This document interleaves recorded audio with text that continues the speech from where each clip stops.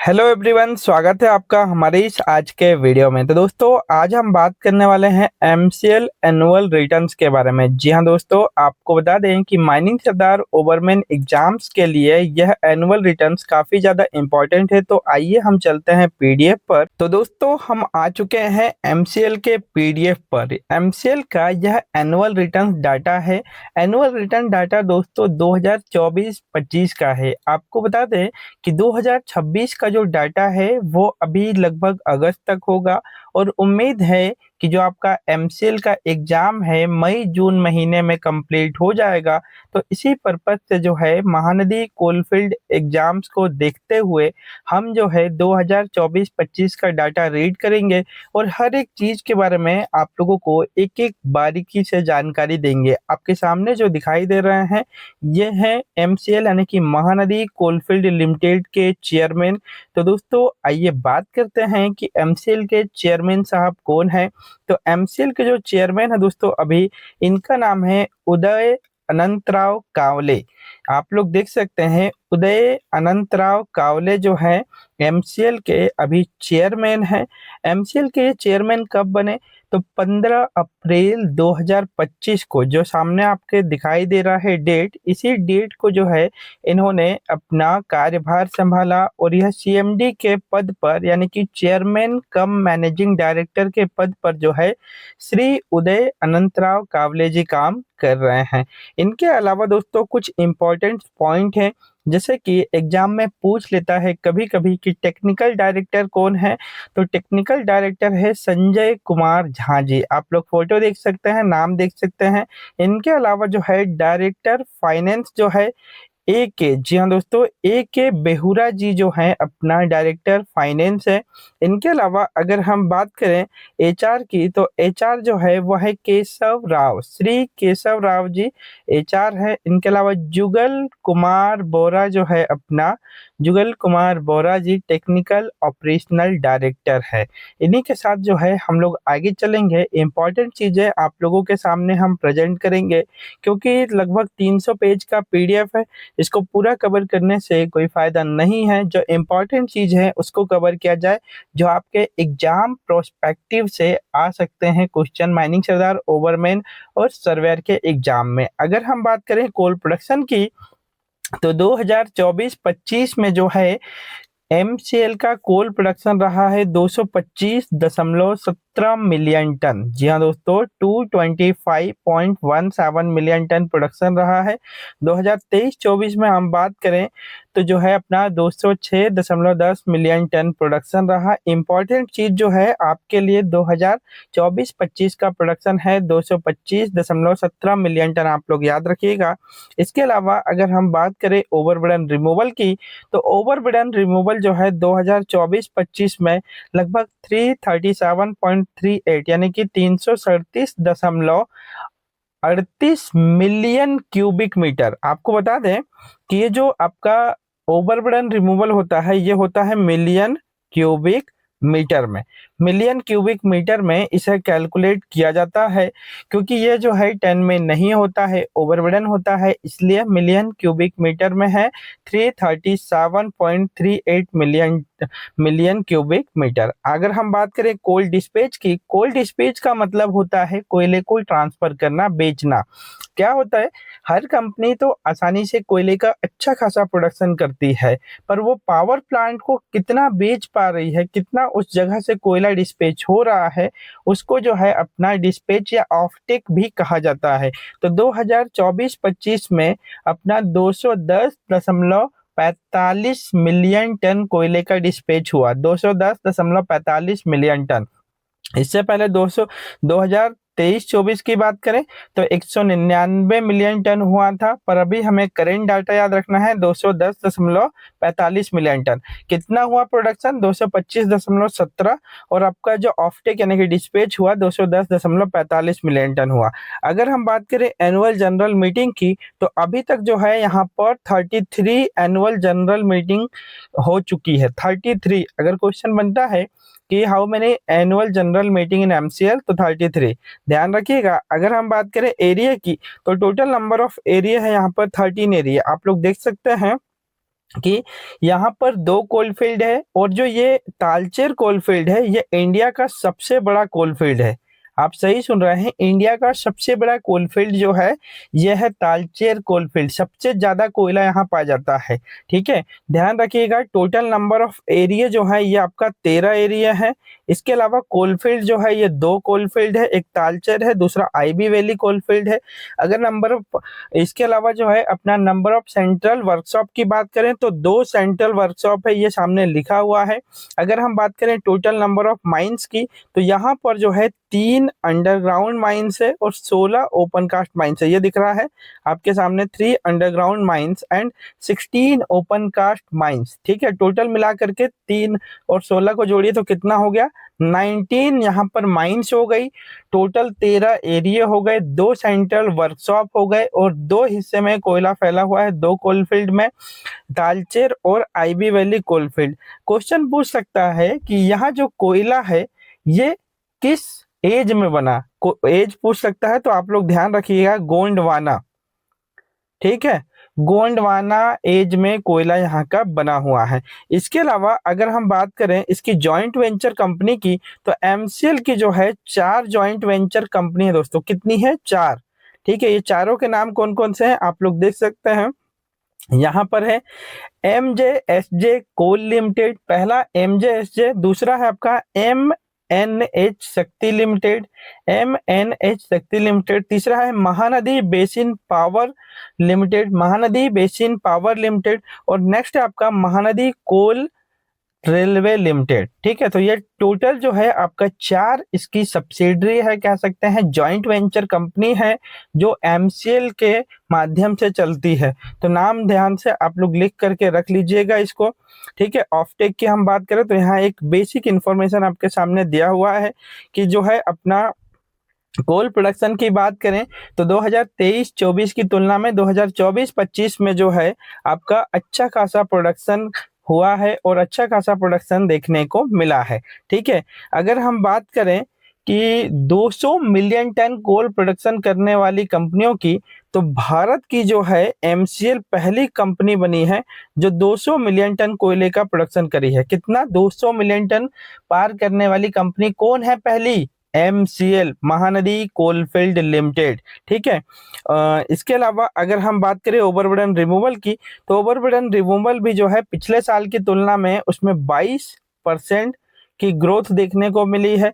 ठीक है, पिछले साल की तुलना में कितने, 22%। ठीक है, कितना ज्यादा हुआ है तो 60.898 मिलियन क्यूबिक मीटर ओवरबर्डन ज्यादा निकाला गया है पिछले साल की तुलना में। बाकी आप लोग यहाँ पर देख सकते हैं Everest highest ever dispatch single day 18/12/2024 यानी कि 18 दिसंबर 2024 को सबसे ज्यादा कोयले का डिस्पैच किया गया 6.81 मिलियन टन, 6.81 मिलियन टन। ठीक है, तो ये बाकी चीजें हैं आप लोग देख सकते हैं।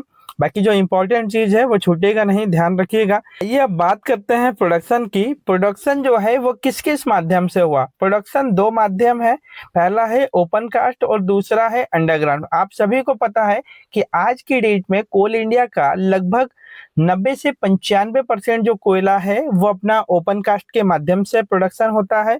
यहाँ पर भी सेम उसी प्रकार से है। ओपन कास्ट का जो प्रोडक्शन हुआ वो टोटल जो हुआ 224.69 मिलियन टन। ठीक है, आपके सामने है ये वाला डाटा है। अंडरग्राउंड से जो प्रोडक्शन हुआ 0.48 मिलियन टन। टोटल जो प्रोडक्शन हुआ ये हुआ आपका 225.17 मिलियन टन।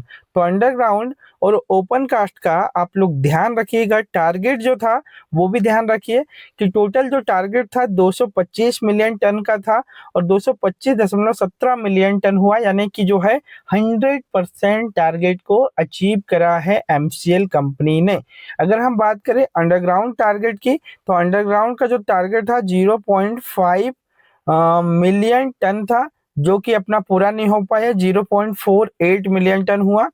और ओपन कास्ट का जो टारगेट था वो अच्छा खासा हुआ, उससे ज्यादा हुआ जितना टारगेट था। 224.50 मिलियन टन का टारगेट था जबकि 224.69 मिलियन टन कोयले का प्रोडक्शन हुआ। ओवरबर्डन रिमूवल का जो टारगेट था ये था अपना 302 million cubic metre overburden removal करने का, पर जो हुआ 337.300 87 मिलियन क्यूबिक मीटर ओवरबर्डन को रिमूव किया गया, यानी कि बहुत बढ़िया परफॉर्मेंस मिला है यहाँ पर एमसीएल में प्रोडक्शन के क्षेत्र में। अगर हम बात करें प्रोडक्टिविटी की, ओएमएस ओएमएस जो है यहाँ पर बहुत अच्छा देखने को मिला है दोस्तों।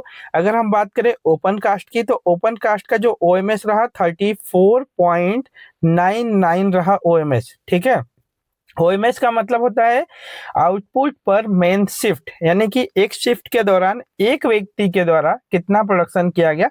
तो ओपन कास्ट का रहा 34.99, अंडरग्राउंड का जो रहा वो रहा 0.60। ठीक है, 0.60 टन में आएगा ये। ठीक है, तो ध्यान रखिएगा आप लोग। और ओवरऑल जो है टोटल रहा अपना 29.56। तो क्या रहेगा अपना ओपन कास्ट का अगर पूछता है तो 34.99। ठीक है, और अंडरग्राउंड का पूछता है तो 0.60 और आपका ओवरऑल अगर रहा टोटल तो 29.56। ठीक है, आप लोग ओएमएस देख सकते हैं, अंडरग्राउंड ओपन कास्ट। ठीक है, और अच्छा खासा रहा है ओएमएस। ओएमएस तो जानते हैं कि ओपन कास्ट के कारण जो है ओएमएस बढ़ जा रहा है। अगर हम बात करें एचईएमएम की, हैवी अर्थ मूविंग मशीनरी की हम बात करें, तो यहाँ पर टोटल एचईएमएम यूज हो रहा है 600। कितना याद रखेंगे? 600। अगर हम डिवाइड करें एचईएमएम को, तो यहाँ पर सोवेल की जो संख्या है, सोवेल यूज हो रहा है 73, सरफेस माइनर की संख्या है आपका 21, डंपर की संख्या है 316, डोजर यूज हो रहे हैं 128 और ड्रिल मशीन की संख्या है 62। टोटल मिला करके यहाँ पर 600 एचईएमएम यूज किए जा रहे हैं। इसके अलावा अगर हम बात करें अंडरग्राउंड मशीनरी की, तो अंडरग्राउंड में एलएचडी की जो संख्या है वो है आपका 14। जी हाँ दोस्तों, 14 एलएचडी। और एसडीएल की बात करें तो यहाँ पर 6 एसडीएल जो है यूज किए जा रहे हैं। ये जो है अंडरग्राउंड मशीनरी है, इंपॉर्टेंट डाटा है, एग्जाम प्रोस्पेक्टिव से, तो ध्यान रखिएगा। अगर टोटल यहाँ प्रोजेक्ट की बात करें तो टोटल जो है 51 प्रोजेक्ट हैं। जी हाँ दोस्तों, कितने हैं? 51 प्रोजेक्ट जो है यहाँ पर है। इसमें से जो है आपका 40 प्रोजेक्ट जो है वो काम हो रहे हैं और इसमें से 11 प्रोजेक्ट जो है ऑनगोइंग प्रोजेक्ट हैं। अगर हम बात करें कोल वॉशरी की, तो इंडिया का सबसे बड़ा जो कोल वॉशरी है ना वो यहीं पर है। जी हाँ दोस्तों, आप सही सुन रहे हैं, एमसीएल में ही इंडिया का सबसे बड़ा कोल वॉशरी है। टोटल कोल वॉशरी है यहाँ पर 3। इसमें से ध्यान रखिएगा, एक है यहाँ पर लखनपुर में।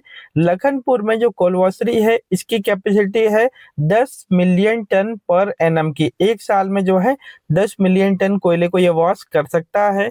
दूसरा आपका जो यहाँ पर कोल वॉशरी है वो है हिंगुला एरिया में। इसकी जो कैपेसिटी है वो है 15 मिलियन टन पर एनम के हिसाब से। और यह जो है आपका बालाराम ओसीपी के पास में यहाँ पर मिलेगा आपको देखने के लिए। इसके अलावा नेक्स्ट है आपका वसुंधरा एरिया में। वसुंधरा एरिया में जो है आपका लगभग इसकी कैपेसिटी है 12 मिलियन टन पर एनम की। तो कितने कोल वॉशरी है यहाँ पर? 3 कोल वॉशरी है। और इंडिया का सबसे बड़ा कोल वॉशरी भी जो है एमसीएल में ही है। अगर बात करते हैं कि एमसीएल का कोयला कहाँ ज्यादातर यूज होता है, तो वो होता है पावर सेक्टर में। कितना परसेंट पावर सेक्टर में यूज हुआ है? तो 158.36 मिलियन टन कोयले का जो यूज है पावर सेक्टर में हुआ है। इसके अलावा सीमेंट में है, सीपीपी में है, इसके अलावा अदर कंजप्शन में है। टोटल मिला करके जो आपका कोयले का ऑफटेक हुआ यानी कि डिस्पैच हुआ 210.45 मिलियन टन हुआ। अगर हम बात करें एक्सीडेंट की, तो ये आप लोगों के लिए इंपॉर्टेंट डाटा है। यहाँ पर फैटल एक्सीडेंट हुआ है वो हुए 3, और फर्टिलिटी जो हुई यानी कि उससे जो चोट लगी वो 3 लोगों को लगी। इसके अलावा सीरियस एक्सीडेंट हुआ 1, और यहाँ पर सीरियस एक्सीडेंट में जो इंजरी हुई 1 लोगों को। अगर हम बात करें पर मिलियन टन के हिसाब से फैटल एक्सीडेंट की, तो पर मिलियन टन के हिसाब से निकल करके आता है 0.013। इसके अलावा पर 3 लाख टन के हिसाब का बात करें तो 0.049।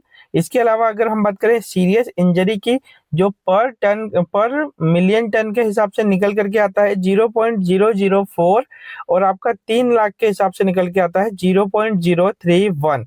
ठीक है, तो ध्यान रखिएगा। यहाँ पर अगर पूछ लेता है कि अंडरग्राउंड में फर्टिलिटी क्या रहा, तो 1 और ओपन कास्ट में रहा 2। ठीक है। इसके अलावा एजी का मतलब होता है एबव ग्राउंड, वहां पर नहीं हुआ है कोई। इसके अलावा आप लोग ध्यान दे सकते हैं फायर एग्जस्टिंग्विशर की संख्या है 850, पर्सनल डर्ट सैंपलर है यहाँ पर 8, मल्टी गैस डिटेक्टर है 2, वीओडी की संख्या है यहाँ पर 4। इसके अलावा जो है आपका फुल बॉडी हार्डनेस की संख्या है 5, वाइब्रोमीटर यूज हो रहे हैं 3, ऑक्सीजन बूस्टर पंप यूज हो रहा है यहाँ पर 1। इसके अलावा ट्रॉली और ट्रांसपोर्टर सिलेंडर जो है इनकी संख्या है 2। ये सारे जो है आपका रेस्क्यू से संबंधित चीजें हैं, रेस्क्यू में यूज की जाती है, ठीक है। और रेस्क्यू स्टेशन की बात करें तो जो है तालचेर में रेस्क्यू स्टेशन है, तालचेर, ध्यान रखिएगा यहाँ पर। इसके अलावा हॉस्पिटल की हम बात करें तो टोटल नंबर ऑफ यहाँ पर जो हॉस्पिटल्स हैं उनकी संख्या दोस्तों 6 हॉस्पिटल, और यहाँ पर जो डॉक्टर्स हैं इनकी संख्या है 99, एम्बुलेंस की संख्या है 52, डिस्पेंसरी है यहाँ पर 13, आयुर्वेदिक डिस्पेंसरी है 1, और मोबाइल वैन की जो संख्या है वो है आपका 2, ठीक है। तो ध्यान रखना 6 हॉस्पिटल यहाँ पर हैं। इसके अलावा अगर हम बात करें मेन पावर्स की, जो इम्पोर्टेंट डाटा आप लोगों के लिए हो जाता है, तो यहाँ पर जो मेन पावर्स है वो है आपका 21,179 मेन पावर, जो कि आपका परमानेंट एम्प्लॉय है। अगर हम बात करें कॉन्ट्रैक्टर एम्प्लॉय की तो कॉन्ट्रैक्टर एम्प्लॉय है 25,546। जी हाँ दोस्तों, यहाँ पर कॉन्ट्रैक्टर एम्प्लॉय की संख्या जो है परमानेंट से ज्यादा है। ये अब बात करते हैं कोल रिजर्व की। तो कोल रिजर्व में अगर हम बात करें तो टोटल कोयले का जो रिजर्व है भारत में वो है 389.42 बिलियन टन दोस्तों। 1000 मिलियन टन बराबर 1 बिलियन टन होता है, ध्यान रखिएगा। इस लिस्ट में पहले नंबर पर जो नाम आता है वो आता है आपका उड़ीसा का। उड़ीसा में है 99.20 बिलियन टन कोयले का रिजर्व है। दूसरे नंबर पर है झारखंड 91 बिलियन टन। तीसरे नंबर पर है छत्तीसगढ़ 82 बिलियन टन। इसके अलावा वेस्ट बंगाल 33 बिलियन टन। आप देख सकते हैं लिस्ट। बिहार में भी अच्छा खासा है दोस्तों, 5.3 बिलियन टन। सबसे कम जो है आपका यूपी में है 1.062 बिलियन टन कोयले का रिजर्व है। तो आसानी से यहाँ पर आप देख सकते हैं पहले नंबर पर जो है आप लोग को याद रखना है कि वो है उड़ीसा, ठीक है। उड़ीसा के लिए इंपॉर्टेंट क्वेश्चन है। अगर हम बात करें अवार्ड्स की कि अभी तक जो है कितने अवार्ड मिले हैं 2024-25 में, तो यहाँ पर जो है अपना 9th कॉन्क्लेव जो हुआ था दोस्तों, ये Kalinga CSR sustainability excellence award में, तो यहाँ पर जो है अच्छा खासा इन्हें अवार्ड भी मिला। इसके अलावा जो है आपका यहाँ सोमलेश्वरी ओसीपी को पहला जो है अपना फर्स्ट प्राइज मिला अबव ग्राउंड मीडियम कैटेगरी में, ठीक है। तो सोमलेश्वरी को किसमें मिला? मीडियम कैटेगरी में फर्स्ट प्राइज मिला है। दूसरा है आपका अनंता ओसीपी को सेकंड प्राइज मिला है, ठीक है, लार्ज कैटेगरी में यानी कि बड़े में। इसके अलावा माइनिंग ऑर्गेनाइजेशन बेस्ट अवार्ड मिला है दोस्तों असोचम का इन्हें। इसके अलावा 6 माइनिंग प्रोजेक्ट ऐसे हैं जिन्हें जो है 5 स्टार रेटिंग मिली है। इसके अलावा जो है आपका थर्ड प्राइज मिला है स्वच्छता पखवाड़ा में। स्वच्छता पखवाड़ा में ध्यान रखिएगा, इंपॉर्टेंट है, ये थर्ड प्राइज मिला है, ठीक है। इसके अलावा आप देख सकते हैं बहुत सारे अवार्ड मिले हैं दोस्तों, और अच्छे खासे इन्हें जो है अवार्ड दिए गए हैं। तो इसी के साथ जो है अब हमारा एमसीएल का डाटा कंप्लीट होता है। महानदी कोलफील्ड लिमिटेड के बारे में जो एनुअल रिटर्न था, इसमें हर एक चीज हमने डिस्कशन किया। इसके बाद जो आपका वीडियो आएगा उसमें कोल इंडिया लिमिटेड का एनुअल रिटर्न डाटा हम डिस्कशन करेंगे। तो इसी के साथ जो है आज की क्लास को हम कंप्लीट करते हैं। अधिक जानकारी के लिए आप लोग माइनिंग ज्ञान ऐप को डाउनलोड कर लीजिए, जहां पर आप लोग माइनिंग सरदार ओवरमैन की क्लासेस ले सकते हैं, गेट की तैयारी कर सकते हैं, एमसीएल वगैरह की तैयारी भी वहां पर बेहतर तरीके से कर सकते हैं दोस्तों। तो आप लोग माइनिंग ज्ञान ऐप को डाउनलोड जरूर करें। वीडियो अच्छा लगा तो लाइक और शेयर जरूर करें। Thank you. To watch the complete video, download Mining Gyan 2.0 app from the Play Store and enjoy seamless learning with Mining Gyan 2.0.